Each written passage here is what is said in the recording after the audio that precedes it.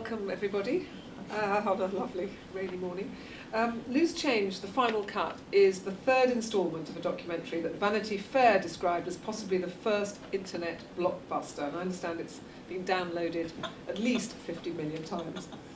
It asks questions about the 9/11 attacks and claims that the official version of events is simply not true.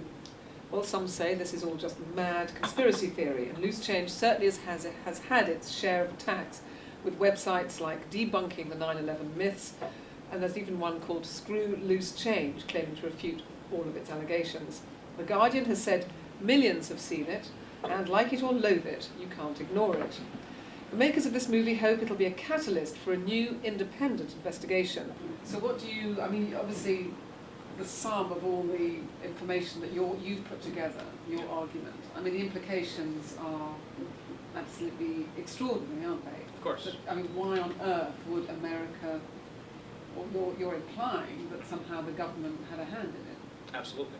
And why on earth would they want to do that? Either directly or indirectly. I don't place the blame 100% on the United States government, and I certainly don't blame it. I certainly don't blame it all on Bush. I don't think Bush did 9/11, which is something that some people accuse us of thinking that Bush is the one that planned the entire thing. I think Bush was kept mostly in the dark about what was going on. I think he's a figurehead. He gets up on TV, he makes his speeches, and that's it. I'm digressing. Why would they do it?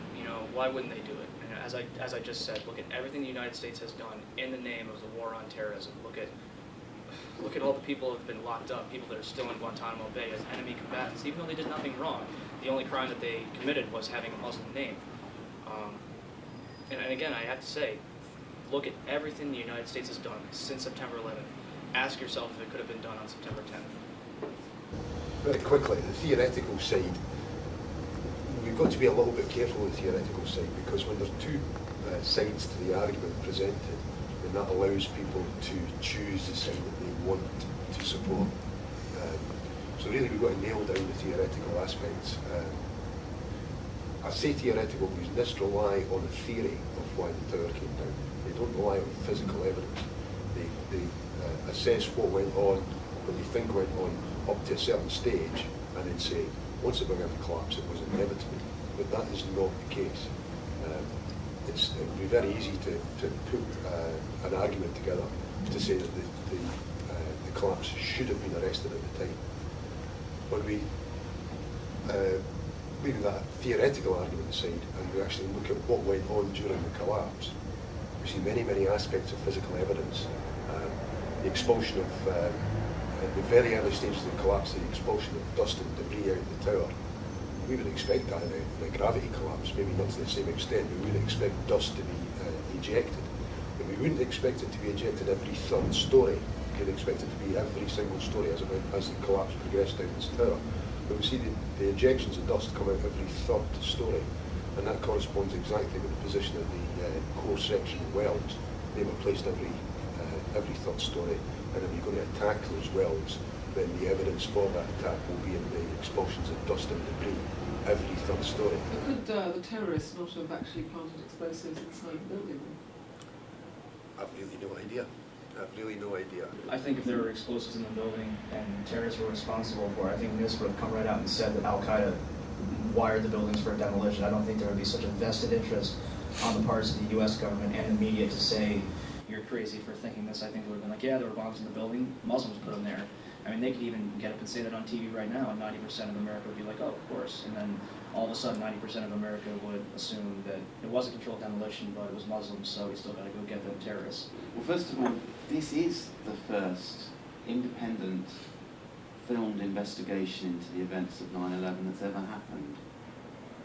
Why is it that the world has had to go to a 24-year-old who has not been to university, who has been turned down to go to film school twice, to find out what went on at 9/11?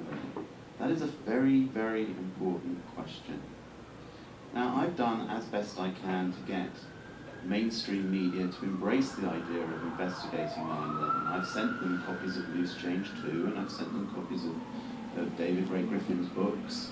And I said, look, this story is too big for Mercury Media to take on. We're just not a big enough company to do justice to this subject. So please, will you, XYZ mainstream media, please do something about it. And universally I've been turned down. But we have been blackballed and turned away by so many institutions when we've asked them, look, this is the biggest story that's happened this century. When we decided to do Loose Change Final Cut, we decided that we were going to have to do it on our own, despite the fact that we were being courted by Hollywood, and some big names in Hollywood. As they came forward, they were told that they shouldn't get involved. There was a hate campaign against us started by Fox News. Charlie Sheen was threatened that his career would be over when Virgin Airlines put Loose Change 2 on their aircraft, which I must admit I thought was a strange decision. They were promised PR poison by elements of the right-wing press. Now, I very much want to get to a stage where our mainstream media can be trusted again. But the only way in which we can trust our mainstream media is to ask our mainstream media to look into the fundamental questions of 9/11. But it's also a document that we are giving out to mainstream media, and we're saying to them, look at what we've got, investigate what we've got.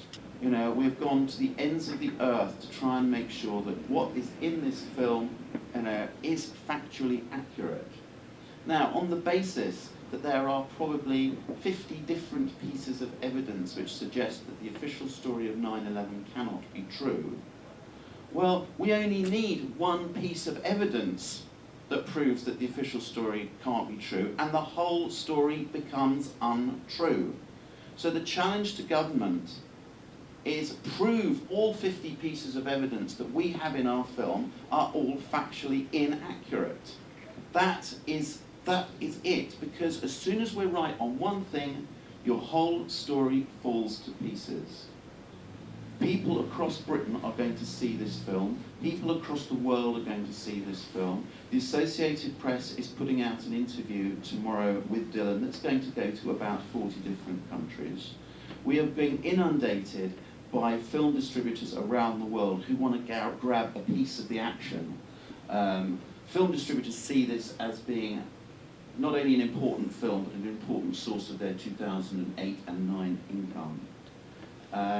We know, because the early version of this film is the most downloaded film in history. Between 50 and 100 million people have seen Loose Change 2. That is a fact. No one can take that away from us. 1 million people watched it on Google Video with Korean subtitles. Well, you know, let me tell you this. BBC Two would kill to have 1 million people watch one of their documentaries in peak time and get 1 million people. But we got 1 million people watching with Korean subtitles. So that's how powerful we are, and that's how important our message is. Isn't there a problem though, Tim, that a lot of the questioning and the so-called conspiracy theories, there's been an awful lot of outlandish theories, and it's very difficult. You're saying you've got certain facts. But the trouble is you get grouped together, don't you? With a lot of people who are maybe very obsessed with this, or very people see as slightly crazy, and so people sort of just instinctively don't want to have anything to do with it. It's all a bit crazy. Well, I think the perfect example of what you just brought up is the BBC and History Channel documentaries that they did on 9/11 Truth. So I agree with you. There are a lot of crazy theories out there, and I think that is why we did what we did with the final cut, is because we wanted to make absolutely certain that we separated the wheat from the chaff, so to speak. There are some crazy people who support the idea that the official story of 9/11 isn't true. Well, there are also some very uncrazy people. There are 500 physicists, mechanical engineers, law enforcement officials, family members, CIA veterans, the recipient of the National Science Award, Lynn Margulis. We have the scientific community on our side. Over 500 of them in PatriotsQuestion911.com say we are right. So you know, it's not as if the mainstream, you know, the mainstream science community is on our side. Find me the scientists that don't work for NIST that say that the official story is true. We can't find them. They don't seem to exist. So I say that the people who are against us are very, very afraid, and they're going to call us all sorts of names to try and persuade people not to take any notice of us. But all you have to do is the research yourself. We're not trying to convert anybody. We say, look at the research, look at the evidence, and make up your own mind. You know, I can tell you that we have such a diverse range of support, cutting across all class barriers, all cultural barriers, all race barriers, all income barriers. All you have to do is look at the evidence, and if you look at the number of people who've looked at the evidence, very few people have looked at the evidence and gone from being a 9/11 truther to being a supporter of the official theory. You know, it's one-way traffic. I'm going to get criticized no matter what I do. If I had a choice to make, I could either stick to Loose Change 1, which was released in April 2005. I made it while I was waiting tables at Red Lobster on not literally, but virtually no budget at all. Whatever money I could scrounge up when I wasn't paying my rent. I'd be a fool to stick simply to Loose Change when, as soon as Loose Change came out, I started researching, I started finding more and more out, I started refining my claims, I started realizing certain things that I was mistaken or wrong about. You know, it's, like I just said, I'm going to get criticized no matter what I do. And, again, it would be foolish of me to stick to Loose Change when, as soon as that movie came out, I found out a bunch of new things that I wanted to put into another film. This is, I believe, the film I always wanted to make. This is the film that I now have the resources to make. I had the interviews with people like Gordon Ross. I had funding, I had distribution from people like Tim Sparke. And again, I'd be foolish to not take advantage of these opportunities that presented themselves to me. You know, as soon as the second edition came out, I had people coming to me, I'm a firefighter, this is what I saw, I'm a survivor, this is what I saw. I had to interview them, and what was I going to do? You know, not update my research and not update my claims. And so what's the future for you as a filmmaker once sort of Loose Change Final Cut's run its course, if you know what I mean? Not as a campaigner, but as... Oh, yeah, I hear you, man. And, you know, the whole reason I got into this, the whole reason I'm sitting in front of you guys right now is because I wanted to be a filmmaker. I wanted to be a director. I wanted to direct actual movies, you know, tell stories. You guys probably all know the origin story about Loose Change. It started as a fictional feature film, and you know, from there I did my research. I was a young kid. I didn't have the resources to make a feature film. I was 18, so I figured it's a lot more realistic, and I have a lot easier time making a documentary, because a documentary is obviously fundamentally different from an actual feature film. In a documentary, you can take existing material and recompile it in a way that makes it an entirely new film. So again, that's how I got into this, and that's probably, that is where I'm going next, is I want to make actual films. I mean, I'm not, you know, some people will accuse me of turning my back on 9/11, or, you know, he did what he had to do and he's out. That's not true at all. I'm always going to fight for 9/11 truth, and I'm always going to fight for justice. But we've done our part. I mean, if this film doesn't do it, what will? We've been on mainstream news countless times. We've been on Fox News, CNN, MSNBC, we've been in The Guardian, we've been on BBC, we've been all over the place shouting this from the rooftops. We have questions and you're not giving us answers. We still don't have a new investigation. So, you know, as I said, we've done our part with the final cut. We've done as much as humanly possible to get the word out and to get a new investigation. And if this doesn't do it, I don't know what will. I think the greatest opposition is just human psychology. Yeah, I mean, it happens all the time with anything that happens traumatic to a person. They'll block it out for, say, 30 or 40 years. Obviously, people aren't blocking out 9/11, but, you know, something could happen to a human being when they're 3 or 4, and they might not even realize it until they're 40 or 50.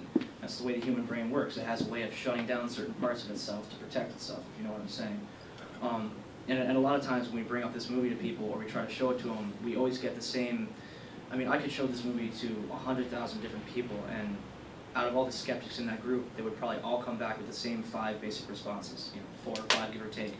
I don't believe this. There's too many people that would have been involved. Why hasn't anyone come forward, etc., etc. No one ever addresses the evidence and the claims that are made. They always respond immediately with a personal feeling, a personal opinion. I can't believe this. I don't think it's true. Well, tough crap. You know, we've got CIA veterans that think it's true. We've got military intelligence that thinks it's true. We've even got members of the 9/11 Commission, people like Max Cleland, who left because they saw the conflicts of interest. you know, people are going to have to wake up at some point, and it's the longer they wait, the more it's going to hurt. I think what's really important that we get across is that 9/11 was a shared experience.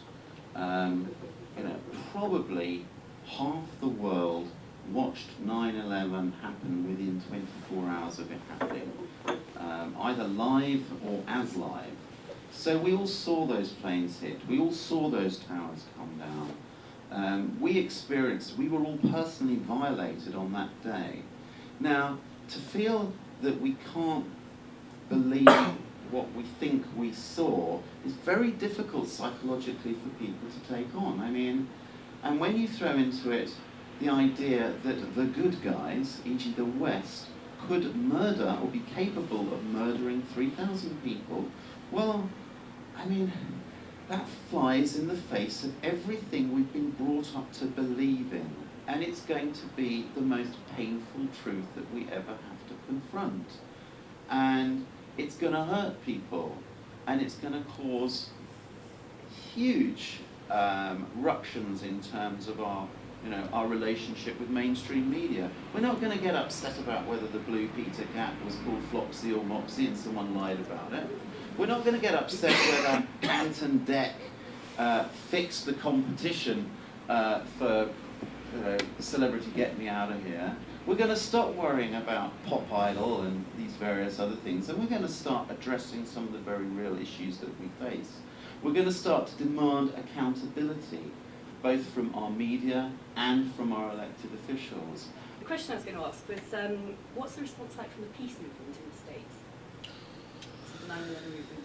You know, that's interesting you bring that up, because when I was in DC in 2004, I remember a very specific incident. It was when the war was, we were about a year into the war, give or take, and it was very obvious that things were going wrong there. And the anti-war movement had a very strong, it had a very strong foundation, but it only grew very strong. It only grew stronger as soon as the war started.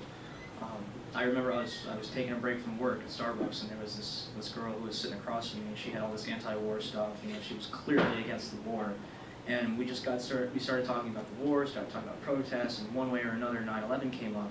You know, I started telling her, you know, I think that there's a lot of things that need to be answered. There's a lot of issues that have gone unaddressed by the mainstream media, and she got like really confused. She's like, "There's no way. There's no way they could do that. You know, why would our government do that?" And I'm like, "Hon, you think that, you know, they just embarked on a war that's about to kill over 100,000 innocent Iraqis and more Americans than we lost on the day of 9/11 itself, and you're telling me they might not be telling us entirely the truth about 9/11?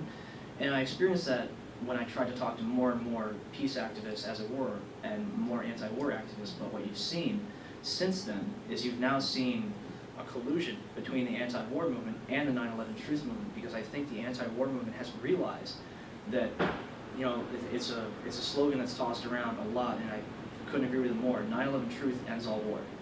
Because 9/11, as I keep saying, is the whole reason the United States is where it is right now. And it doesn't only affect the United States, it affects Britain, it literally affects the entire world. Because the US, as far down the crapper as it is right now, it's still recognized as a superpower. And until the United States is brought to accountability, and we actually return to the ideals that the country was founded on, the whole world's going to be screwed, and we're just going to get worse and worse off. What would be the main changes needed, do you think, to make the new investigation truly independent? Wow.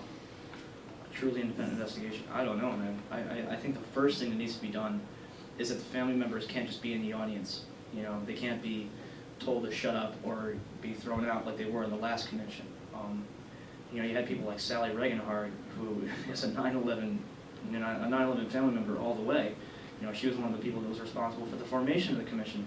She's in the audience, and she's telling the commissioners, you know, ask Giuliani about the radios. You know, my son wasn't told to get out of the building, talk about the radios.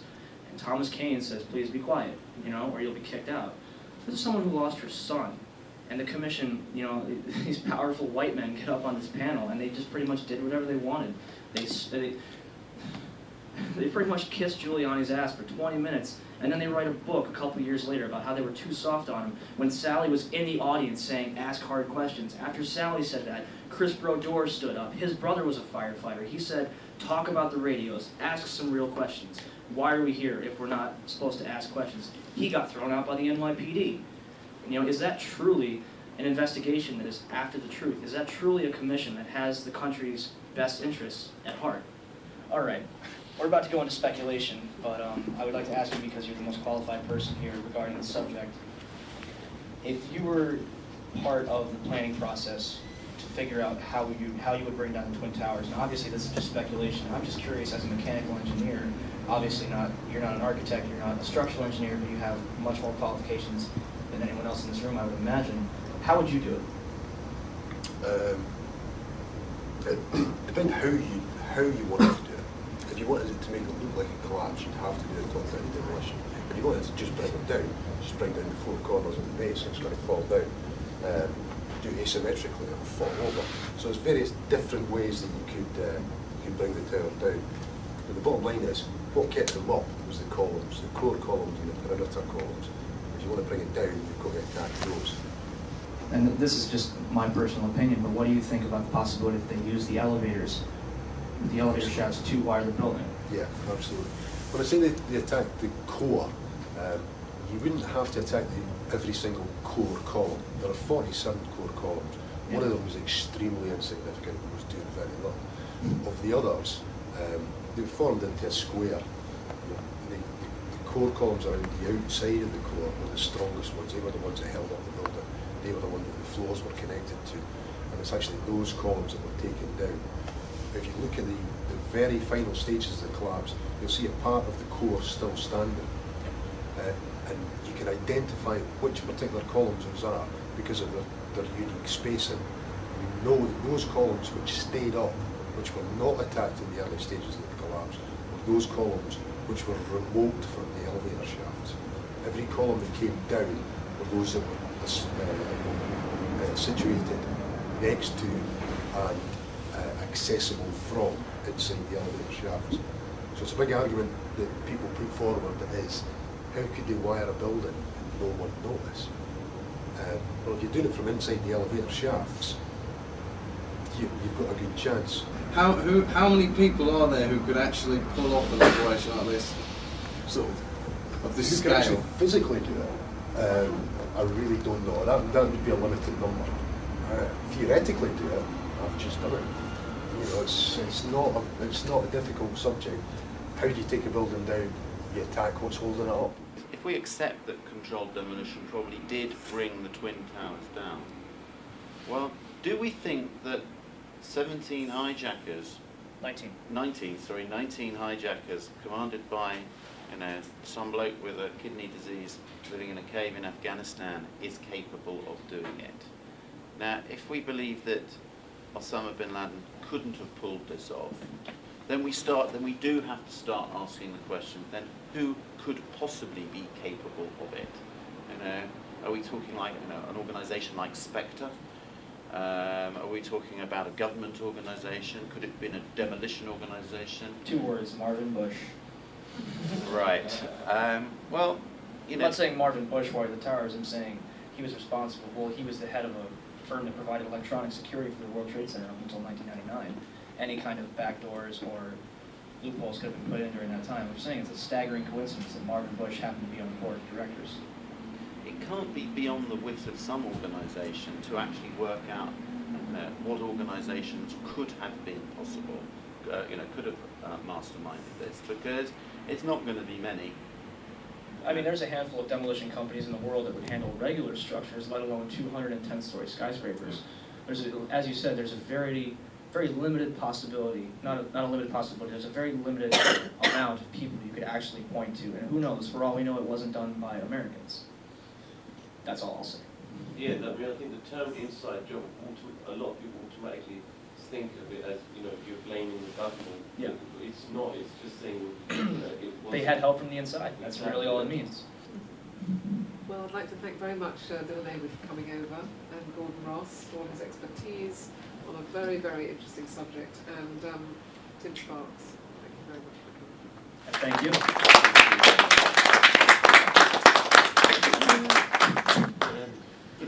So, starting from 12 o'clock today, we're going to Scotland Yard. We're presenting this DVD to Scotland Yard, and we're asking them, on behalf of British people to investigate the deaths of the 67 British victims who died at 9/11. We want some answers. We pay for the police force in this country. We are demanding that they give us some answers to this very, very important question. We will see what happens. We might get an answer, we might not get an answer. But I can tell you now that we are going to start some kind of an investigation into 9/11 which will have the unstoppable force of people power. I'm very proud of what Dylan's achieved. I'm very proud of Gordon Ross for coming down here and explaining to people the sheer physical impossibility of the collapse of the Twin Towers. I'd also like to pay tribute to Emily for coming along and chairing this. It was very kind of her, and she certainly brings a gravitas and a credibility to what we're doing, which so far has been absent.